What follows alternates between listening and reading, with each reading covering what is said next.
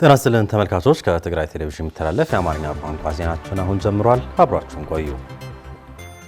በትግራይ ሕዝብ ሞትና ስቃይ የማይረኩ የጄኖሳይድ ኃይሎች አረመናዊ ተግባራቸው አጠናክረው በሚቀጥሉበት ሰዓት የትግራይ ሕዝብ በወሳኝ የህልውና ምዕራፍ ላይ እንደሚገኝ ህዝባዊ ወያነ ሓርነት ትግራይ ባወጣው ሰሙናዊ አቋም አስታወቀ። ሰለሞን አስመላሽ ተመልክቶታል። በትግራይ ህዝብ ሞትና ስቃይ የማይረኩ የጄኖሳይድ ኃይሎች አረመናዊ ተግባራቸው አጠናክሮ በሚቀጥሉበት ሰዓት የትግራይ ህዝብ በወሳኝ የህልውና ምዕራፍ ላይ እንደሚገኝ ህዝባዊ ወያነ ሓርነት ትግራይ ባወጣው ሳምንታዊ መግለጫ አስታወቀ። የጄኖሳይድ ኃይሎች የትግራይ ህዝብ ከገጸ መሬት ተጠቅልሎ እስኪጠፋ ድረስ የጭካኔ ተግባራቸው በመቀጠል ዳግም አውዳሚ ጦርነት ለመክፈት ዝግጅታቸው እያጠናቀቁ እንደሚገኙም ህወሓት ገልጸዋል። የትግራይ ህዝብ በፕሪቶሪያው ዘላቂ የተኩስ አቁም ስምምነት ተስፋ በማድረግ የተወረረ ግዛቱ በህገ መንግስታዊ አገባብ ለማረጋገጥና ተፈናቃዮች ወደ መኖሪያቸው ለመመለስ ሲጠባበቅ መቆየቱን ያመላከተው የህወሓት መግለጫ የኢትዮጵያ መንግስት ግን የፕሪቶሪያው ስምምነት የትግራይ ህዝብ ለማዳከም እየተጠቀመበት መቆየቱ አውስተዋል። የኢትዮጵያ መንግስት የትግራይ ህዝብ በዳግም ጦርነት ጨርሶ ለማጥፋት የፕሪቶሪያው ውል እንደ ህጋዊ መግዲያ ሲጠቀምበት ነበር ያለው መግለጫው ህዝቡ ማህበራዊና ኢኮኖሚያዊ አቅሞችን በማዳከምና አንድነቱን በመሸርሸር ሙሉ በሙሉ ለማጥፋት እየሰራ መሆኑም አብራርተዋል። የኢትዮጵያ መንግስት በተጋሩ መካከል እርስ በርስ ለማጨፋጨፍ በማለም የትግራይን ህዝብ ትግል ክደው በስሩ የተጠለሉ እንደ መሳሪያ እየተጠቀመ እንደሚገኝም የህወሓት መግለጫ ያመላክታል።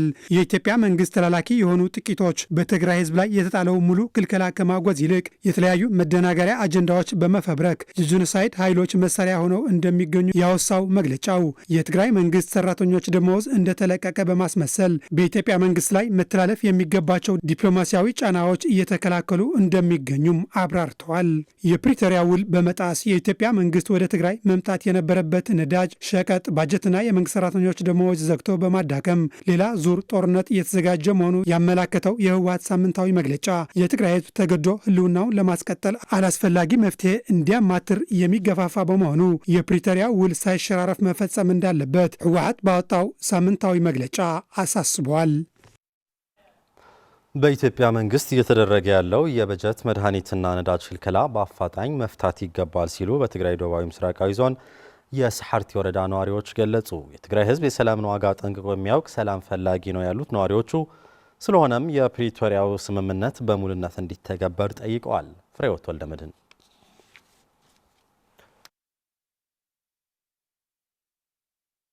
የኢትዮጵያ መንግስት በትግራይ ህዝብ ላይ እየፈጸመው ያለው የበጀት ነዳጅ እንዲሁም መሰረታዊ አቅርቦቶች ክልከላ ህዝቡን ለማህበራዊ ኢኮኖሚያዊ እንዲሁም ስነ አእምሯዊ ቀውስ ዳርጎታል ሲሉ በትግራይ ደቡብ ምስራቃዊ ዞን የሰሓርቲ ወረዳ ነዋሪዎች ገለጹ።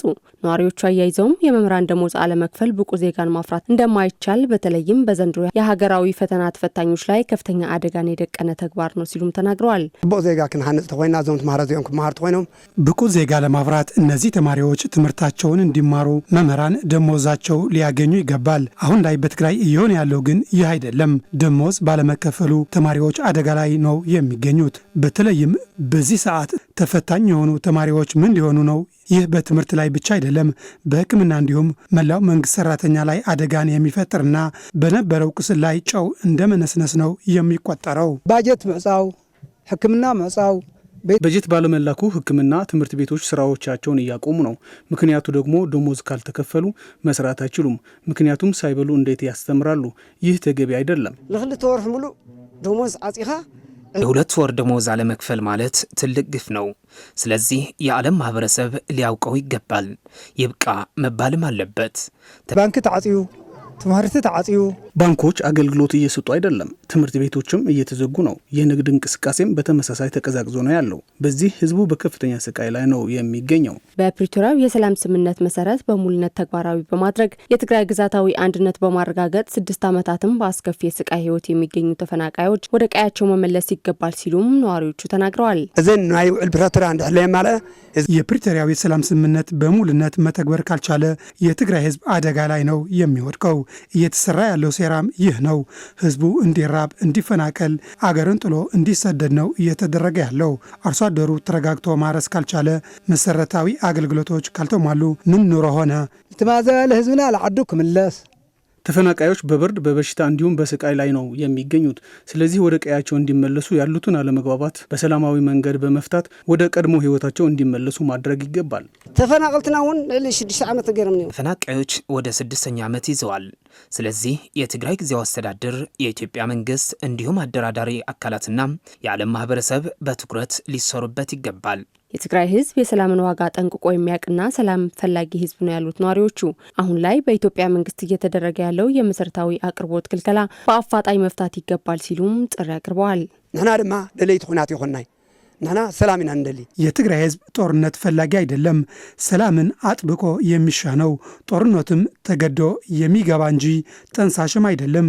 ስለዚህ ሰላማችንን በማጽናት ያልተመለሱ ጥያቄዎቻችንን ማስመለስ ይገባል። እቲ ዕጽዋይ ክባይውን መንግስት ሪዩ አሁን ያለው ከበባና ክልከላ የሚመለከታቸው አካላት በአጭር ጊዜ ሊፈቱት ይገባል። በተለይም የሕክምና በጀት እንዲሁም መሰረታዊ አቅርቦቶች ለህዝቡ በአፋጣኝ መላክ አለበት። በትግራይ በተጣለው የመድኃኒት የደሞዝና ትራንስፖርት ክልከላ በጤና ዘርፉ ከፍተኛ ጉዳት በማድረስ የዘርፉ ባለሙያዎችና ተገልጋዩ ህብረተሰብ ክፉኛ እየጎዳ መሆኑን ተገለጸ። አላስፈላጊ የሆኑ ክልከላዎችን በማስቀረት አስፈላጊ ግብዓቶችን በወቅቱ በማቅረብ ችግሩን መፍታትና ሰላምን ማጽናት ለነገ የማይባል ጉዳይ መሆኑንም ተገልጿል። ሙሉ ብርሃን ዳርጌ በትግራይ በተጣለው የመድኃኒት የደሞዝና ትራንስፖርት ክልከላ በጤና ዘርፉ ከፍተኛ ጉዳት በማድረስ የዘርፉ ባለሙያዎችና ተገልጋዩ ህብረተሰብ ክፉኛ እየጎዳ መሆኑን ተዘዋውረን ያነጋገርናቸው የጤና ባለሙያዎችና የጤና ጽሕፈት ቤት ኃላፊዎች ያስረዳሉ። ሲስተር አልማዝ ወልደ ስላሴ የመቀለ ከተማ ሓድነት ክፍለ ከተማ የካሴት ጤና ጣቢያ የህፃናት ክትባትና ክትትል ሱፐርቫይዘር ሲሆኑ የመድኃኒት አቅርቦት እጦትና የትራንስፖርት አገልግሎት አለመኖር በእናቶችና ህፃናት ያንዣበበ አደጋ መኖሩን ይገልጻሉ። አምቡላንስ አለመኖር እኛም አደጋ ላይ ነን። ምክንያቱም በመሀል የመቀሌ ከተማ መሀል ስለሆነ ካሴት ጤና ጣቢያ ያው ባጃጅም መኪናም ሁሉንም ነገር ስላለ ወደ ጤና ጣቢያ መጥተው እየወለዱ ነው። እስካሁን ግን ባለው የነዳጅ ሁኔታ ካየሹ ግን ሌላ መኪናም ሊቆም ስለሚችል በዚህ እናቶች ወደ አደጋ እንደሚሄዱ ግን የሚያሳይሽ ነገሮች አሉ። ዋናው ችግር እኮ ማህበረሰቡ ራሱ የሆነ ችግር ቢያጋጥመው ወደ ጤና ጣቢያ መምጣት ቢፈልግ የትራንስፖርት ችግር ካለ እንዴት አድርጎ ህይወቱ ሊያተርፍ ይችላልና በቀላሉ ሊተርፍ የሚችለውን ህይወት በመሐከል ሊጠፋ ይችላል። አክለውም በትግራይ ያለውን ሁለንተናዊ ችግር ሁሉንም የህብረተሰብ ክፍል ቤት ያንኳኳ ከባድ ችግር መሆኑን የገለጹ ሲስተር አልማዝ ሁኔታውን በመረዳት ሁሉንም የሚመለከታቸው አካላት አፋጣኝ መፍትሄ እንዳበጁለትም ጠይቀዋል።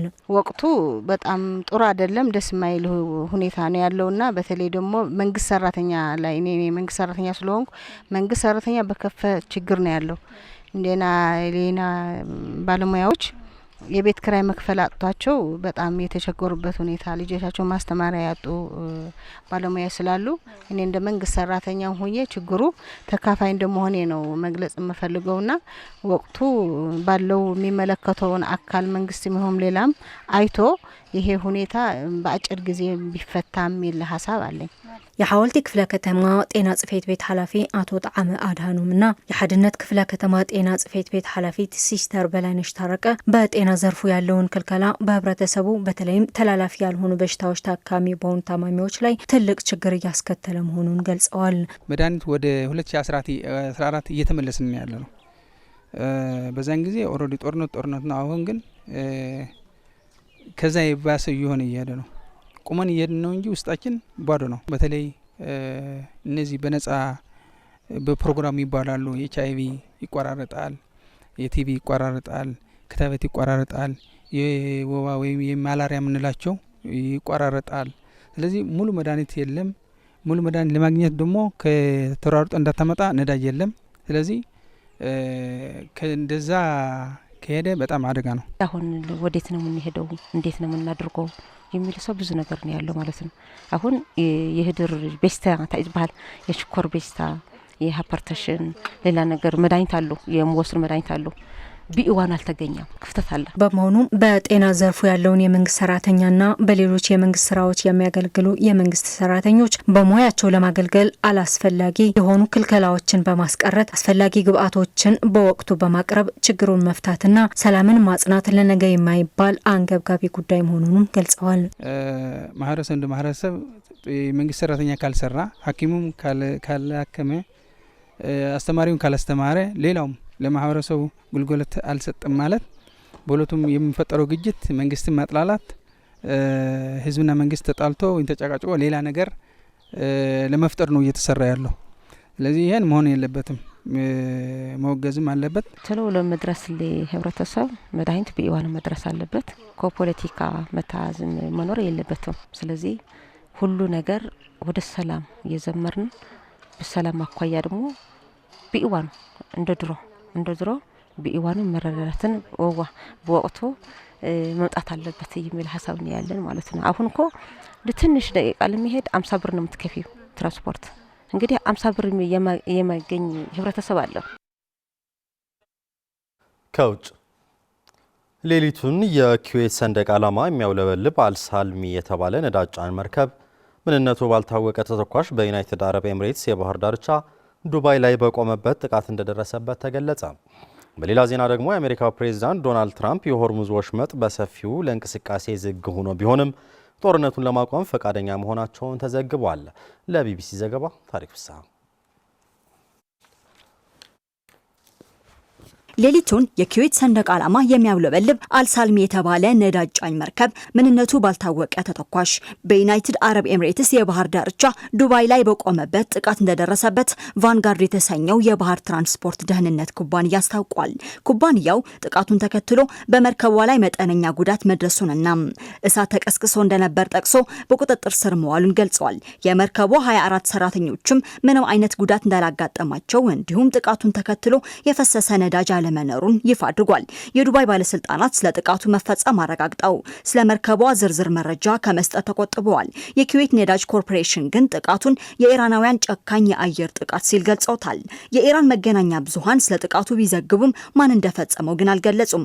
አልሳልሚ በአውሮፓውያኑ 2011 የተሰራች ሲሆን በባለቤትነት የተያዘችውና የምትንቀሳቀሰው በኩዌት የነዳጅ ዘይት ጫኝ ኩባንያ ስር ነው። ታንከርስ የተባለ ሌላ የማሪታይም ደህንነት ኩባንያ መርከቧ 1.2 ሚሊዮን በርሚል የሳውዲ እንዲሁም 800,000 በርሚል የኩዌት ድፍድፍ ነዳጅ መጫኗን ገልጿል። የነዳጅ ጭነቱ የተጠናቀቀው ባለፈው ወር መሆኑን ድርጅቱ ጨምሮ አስታውቋል። ስለ መርከቧ የጉዞ መስመር ይፋ የሆኑ መረጃዎች መዳረሻዋ ኪንጋዶ ቻይና መሆኑን ያሳያሉ። በሌላ ዜና ደግሞ የአሜሪካው ፕሬዝዳንት ዶናልድ ትራምፕ የሆርሙዝ ወሽመጥ በሰፊው ለእንቅስቃሴ ዝግ ሆኖም ቢሆን ጦርነቱን ለማቆም ፈቃደኛ መሆናቸውን ለረዳቶቻቸው መናገራቸውን ዎል ስትሪት ጆርናል ዘግቧል። ጆርናሉ የአስተዳደሩ ባለስልጣናት ጠቅሶም ፕሬዝዳንቱና ረዳቶቻቸው ወሽመጡን ለማስከፈት የሚደረግ ወታደራዊ ዘመቻ ጦርነቱን ከተያዘበት የጊዜ ገደብ ከ4 እስከ 6 ሳምንታት ሊገፋው ይችላል ብለው መገምገማቸውን ዘግቧል። ትራምፕ የኢራንን ባህር ኃይልና የሚሳኤል ክምችት በከፍተኛ ሁኔታ ካወደሙ በኋላ እየተካሄደ ያለውን ጦርነት በማቆም ወሽመጡን እንድትከፍት ዲፕሎማሲያዊ ጫና ማድረግ እያሰቡ መሆኑን ተገልጿል ሲል የዘገበው ቢቢሲ ነው።